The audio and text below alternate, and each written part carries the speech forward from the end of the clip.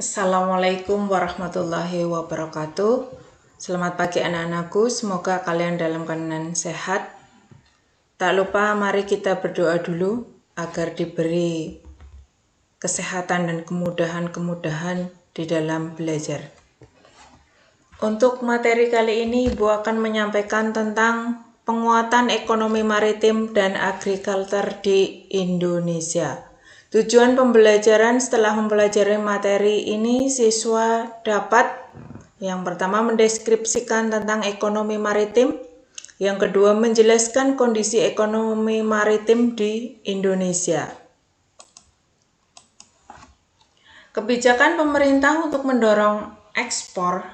Untuk mengingatkan kembali materi yang kemarin, bahwa yang pertama memberikan kemudahan kepada produsen barang ekspor, yang kedua menjaga kestabilan nilai tukar rupiah, yang ketiga membuat perjanjian dagang internasional, keempat meningkatkan promosi.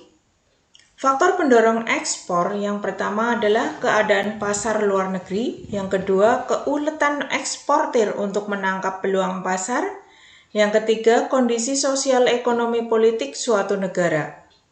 Manfaat perdagangan antar negara yang pertama memperoleh keuntungan, yang kedua memperoleh barang yang tidak dapat diproduksi di dalam negeri, yang ketiga menjalin persahabatan antar negara, yang keempat transfer teknologi modern. Faktor-faktor yang mendorong perdagangan antar negara yang pertama, diingat kembali anak-anakku, untuk memenuhi kebutuhan barang dan jasa dalam negeri, yang kedua keinginan memperoleh keuntungan dan meningkatkan pendapatan negara. 3. Adanya perbedaan kemampuan penguasaan iptek.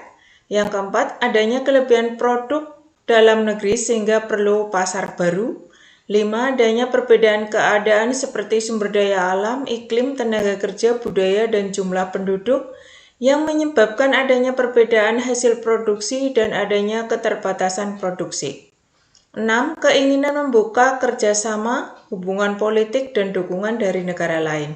7. Terjadinya era globalisasi sehingga tidak satu negara pun di dunia dapat hidup sendiri. Perdagangan antar pulau dengan perdagangan antar negara mempunyai perbedaan dikarenakan satu, peluang perdagangan yang lebih luas, yang kedua adanya kedaulatan bangsa, yang ketiga penggunaan kurs nilai tukar. Anak-anakku di sini bisa melihat gambar ini para nelayan sedang mengumpulkan ikan, dan ini adalah nelayan sedang menjemur ikan. Ekonomi kelautan merupakan kegiatan ekonomi yang dilakukan di wilayah pesisir dan lautan serta di darat yang menggunakan sumber daya alam dan jasa-jasa lingkungan kelautan untuk menghasilkan barang dan jasa. Ekonomi maritim merupakan kegiatan ekonomi yang mencakup transportasi laut, industri, galangan kapal dan perawatannya, pembangunan dan pengoperasian pelabuhan beserta industri dan jasa terkait. Kesamaannya adalah keduanya sama-sama bertujuan untuk meningkatkan kesejahteraan manusia. Kondisi ekonomi maritim di Indonesia dan negara-negara ASEAN. Pembangunan di bidang kelautan diarahkan untuk mencapai 4 tujuan, yakni 1. Pertumbuhan ekonomi tinggi secara berkelanjutan. 2. Peningkatan kesejahteraan seluruh pelaku usaha, khususnya para nelayan, pembudidaya ikan, dan masyarakat kelautan lainnya yang berskala kecil. 3. Terpeliharanya kelestarian lingkungan dan sumber daya kelautan.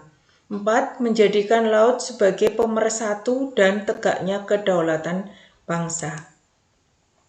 Kondisi ekonomi maritim di Indonesia dilihat dari A. Sektor pelayaran.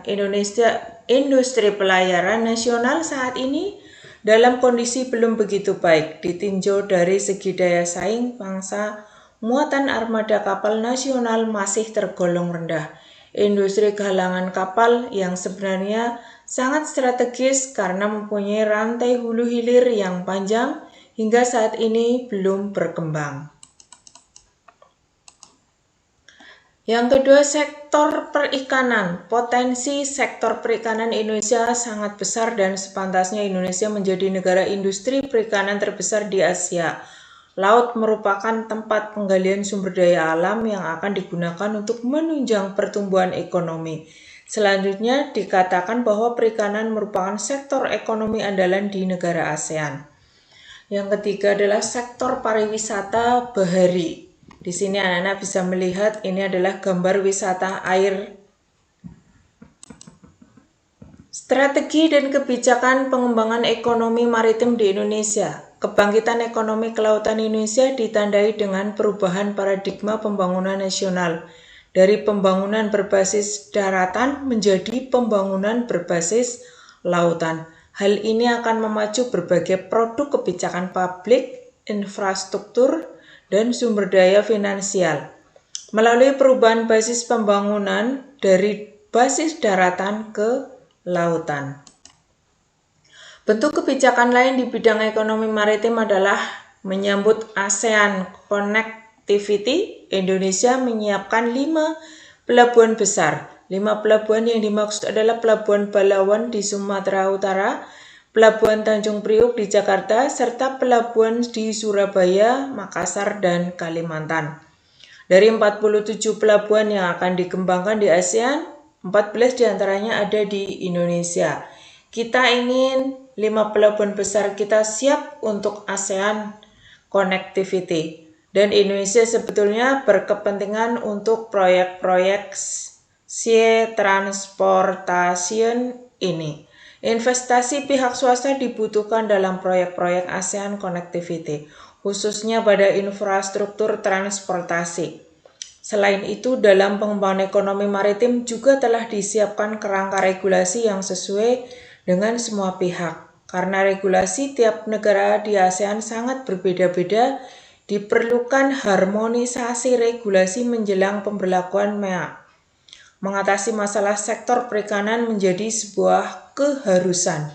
Kendala kita menghadapi MEA sekarang ini sesungguhnya bukan pada aspek perikanan itu sendiri, tetapi lebih kepada aspek pemberdayaan, terutama pemberdayaan nelayan, karena nelayan sebagai pelaku utama perikanan.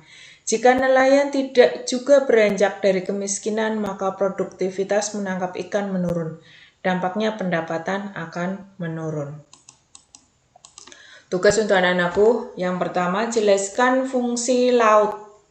Yang kedua, sebutkan hasil laut Indonesia.